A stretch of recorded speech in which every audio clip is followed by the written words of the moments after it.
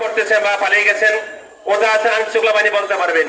কিন্তু এই সমস্ত ক্ষমতা যারা অপহার করবেন, যারা আবার ক্ষমতা আসবেন, তারা এর থেকে শিক্ষা নেওয়া আপনাদের উচিত, যাতে করে আগামীতে আপনারা আবার পালাতে না হয়। সুতরাং ইসলামী আন্দোলন বাংলাদেশ পীর সাহেব চৌমুহনীর পক্ষ থেকে আমরা বলতে চাই যে ইসলামী আন্দোলন বাংলাদেশে আমি পীর সাহেব চৌমুহনী একজন আদর্শবান নেতা, একজন ভালো নেতা, দেশদ্রোহী নেতা। যদি তার হাতে আমরা রাষ্ট্রীয় ক্ষমতা বাড় দিতে পারেন, আগামীতে ভোটের সময় যদি আমরা হাত পাকা প্রতীকে ভোট দিয়ে ইসলামী আন্দোলন বাংলাদেশের ক্ষমতা আনতে পারেন, তা আমরা 100% গ্যারান্টি দিতে পারি বাংলাদেশের জনগণ আর দুঃখ দুর্দশার লক্ষ্য পাওয়াতে হবে না, শান্তিতে বসবাস করতে পারবেন। আমরা বলতে যাচ্ছি, আইন শৃঙ্খলা বাহিনীর কাছে বলতে যাচ্ছি, আজকে পুলিশ প্রশাসন রাস্তা নামতে ভয় পাচ্ছেন, অনেকে বাড়ির দিকে আসতেছেন না, অনেকে তাকে ছেড়ে দিচ্ছেন। আজকে আমাদের বলতে চাই, আজকে আপনার এমন হবেন কেন? আপনারা গণপন্থী বাংলাদেশ সরকারের কর্মচারী ছিলেন, কর্মকর্তা ছিলেন, আপনারা আওয়ামী লীগের দালালি করে, আওয়ামী লীগের পেটো বানিয়ে দালালি করে, অনেক জায়গায় আওয়ামী লীগের নেতা বলে পরিচয় দিয়ে আজকে আপনারা যেমন ক্ষমতা অপব্যবহার করেছেন, এই জন্য আজকে আপনাদের চাকরি আসতে ভয় হচ্ছে। আপনাদেরকে আমরা বলতে চাই, আপনারা জনগণের বন্ধু হিসেবে থাকবেন, জনগণের সাহায্যকারী থাকবেন। আগামী দিনেও যাতে আপনারা সুন্দরভাবে দেশ পরিচালনা করতে পারেন, আপনাদের পাশে আমরা আছি। সকল ধন্যবাদ জানিয়ে শেষ করছি। আসসালামু আলাইকুম ওয়া রাহমাতুল্লাহি ওয়া বারাকাতুহু। নারায়ণগঞ্জ জেলা ও মহানগর কর্তৃক আয়োজিত আজকের মানববন্ধনের সম্মানিত সভাপতি, বিশেষ অতিথি এবং বিভিন্ন স্তরের নেতৃবৃন্দ, সাংবাদিক বন্ধুগণ এবং প্রশাসনের ভাইয়েরা, আপনারা জানেন বিগত 15 বছর আমাদের দেশে কি অবস্থা চলছে, কিভাবে আমরা দিন অতিবাহিত করেছি। আপনারা ইতিমধ্যে অনেক কথাই শুনেছেন, আমি এত কিছু বলতে চাই না। আমি সংক্ষেপে দু একটি কথাই বলবো, কারণ সময় স্বল্প। আমি এর আগে বলতে চাই, এই আন্দোলনে, বৈষম্য বিরোধী ছাত্র আন্দোলনে ছাত্র জনতা যারা শাহাদত বরণ করেছেন, তাদের রুহের মাগফিরাত কামনা করছি, এবং যারা আহত হয়ে হাসপাতালে ভর্তি আছেন, পঙ্গুত্ব বরণ করেছেন, তাদের সুস্বাস্থ্য কামনা করছি। এরপরে অন্তর্বর্তীকালীন সরকারকে আন্তরিক শুভেচ্ছা ও অভিনন্দন জ্ঞাপন করছি। তারা আসলে সঠিক সময়ে সঠিক সিদ্ধান্তটাই নিয়েছেন। আজকে অন্তর্বর্তীকালীন সরকারের সম্মানিত প্রধান উপদেষ্টা বলেছেন, অন্তর্বর্তীকালীন সরকারের প্রধান কাজ হচ্ছে শিক্ষা ব্যবস্থাকে সংস্কার করা। প্রিয় বন্ধুগণ, আপনারা জানেন শিক্ষাই জাতির মেরুদণ্ড। একটি জাতিকে উন্নত করতে হলে, একটি দেশকে উন্নত করতে হলে সে দেশের শিক্ষা ব্যবস্থাটাকে উন্নত করতে হবে। আর একটি আদর্শ শিক্ষা ব্যবস্থায় পারে আদর্শ জাতি গঠন করতে। আদর্শবিহীন শিক্ষা ব্যবস্থা কোনো জাতির জন্য কল্যাণকর নয়, বরং সেই জাতির ধ্বংস নিশ্চিত এবং অবচারিত। আপনারা জানেন বর্তমান যে কারিকুলাম, এই কারিকুলাম একটি বিতর্কিত কারিকুলাম।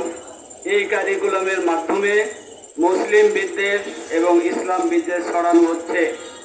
এই কারিকুলামের মাধ্যমে অন-ইসলামিক কার্যক্রমের প্রসার ঘটানো হচ্ছে। এই কারিকুলামে একদিনে নয়, 2010 সাল থেকে স্লো পয়জনিংয়ের মতো করে এই কারিকুলামে প্রতি বছর কিছু কিছু পরিবর্তন আনা হচ্ছে। সর্বশেষ অবস্থা এই, আমি সংক্ষেপে বলবো, আগের কারিকুলামে ইসলামী ভাবধারা এবং ইসলামী মূল্যবোধের যে বিষয়গুলো ছিল, সেগুলো পর্যায়ক্রমে আগের কারিকুলাম থেকে সরিয়ে ফেলা হয়েছে। বর্তমান কারিকুলামে ট্রান্সজেন্ডারকে প্রমোট করা হচ্ছে। আপনারা তো জানেন ট্রান্সজেন্ডার কি, সমকামিতাকে প্রমোট করা হচ্ছে, যেটা একটি জাতি, সভ্য জাতি ধ্বংসের মূল কারণ। এরপরে বর্তমান যে কারিকুলাম, এই কারিকুলামে বিবর্তনবাদকে প্রমোট করা হচ্ছে। বিবর্তনবাদ, ডারউইনের মতবাদ, সেখানে বলা হচ্ছে এই মানুষগুলো আসলে মানুষ থেকে আসেনি, শিবপাঞ্জি থেকে আসছে। আপনারা কি এই কথাগুলো বিশ্বাস করবেন? প্রিয় বন্ধুগণ, মানুষ কি আসলে শিবপাঞ্জি থেকে আসছে? না। তাহলে আমাদের কোমলমতি শিশুদেরকে যদি এই শিক্ষাগুলো দেওয়া হয়, তাহলে ভবিষ্যৎ প্রজন্ম কি শিখবে, কি হবে। আর বর্তমান যে কারিকুলাম, সেটার মূল উদ্দেশ্য হচ্ছে বাংলাদেশের জাতীয়তাবাদ, স্বাধীনতা, সার্বভৌমত্ব। কিন্তু এটার পিছনে যে উদ্দেশ্য, সেটা হচ্ছে এই দেশে মুজিববাদকে প্রতিষ্ঠা করা। এই কারিকুলামের মূল কথা হলো মুজিববাদকে প্রতিষ্ঠা করা।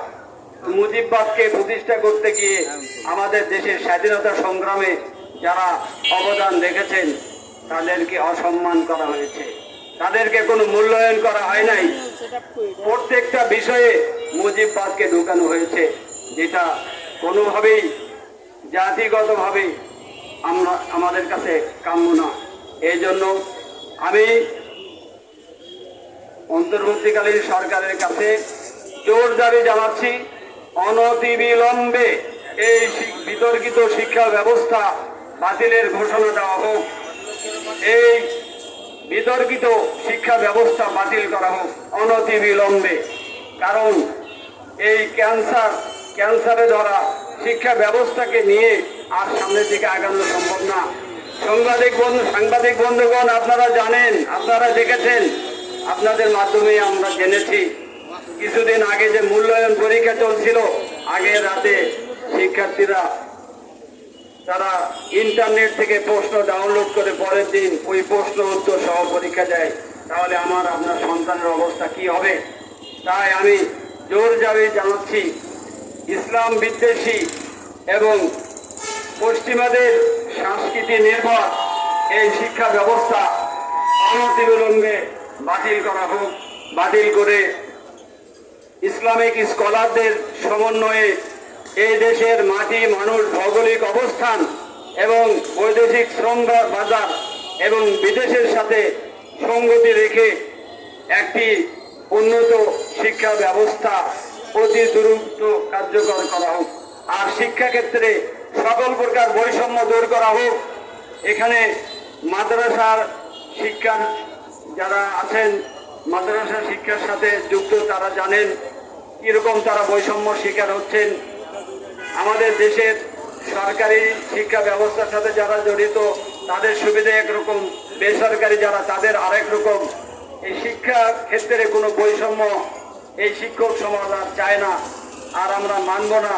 আমরা যুগের পর যুগ বৈষম্যের শিকার হয়ে আসছি। আমরা চাই বৈষম্য মুক্ত শিক্ষা ব্যবস্থা আমাদের অন্তর্বর্তীকালীন সরকারি আমাদেরকে দিবেন, আমি এই আশাবাদ ব্যক্ত করি। আর শিক্ষাক্ষেত্রে সুষ্ঠু সুন্দর পরিবেশ ফিরে আনতে হবে। আর চলবে না ধর্ষণ, আর চলবে না টেন্ডারবাজি, আর চলবে না চাঁদাবাজি। পরিশেষে আমি অন্তর্বর্তীকালীন সরকারের কাছে সবিনয় অনুরোধ রাখবো যে আপনারা যারা এত বছর ধরে এই দেশের মানুষকে খুন করেছে, গুম করেছে, স্বাধীন জীবন যেমন বাধাগ্রস্ত করেছে, ভয়ভীতি দেখিয়েছে, তার টেন্ডারবাজি করেছে, তাদেরকে চিহ্নিত করে আইনের আওতায় আনুন এবং তাদেরকে বিচারের মুখোমুখি করুন। আমরা দ্রুত তাদের বিচার দেখতে চাই। এই বাংলার জমিনে ইনশাআল্লাহ সকল অপরাধীর বিচার কার্যকর হবে।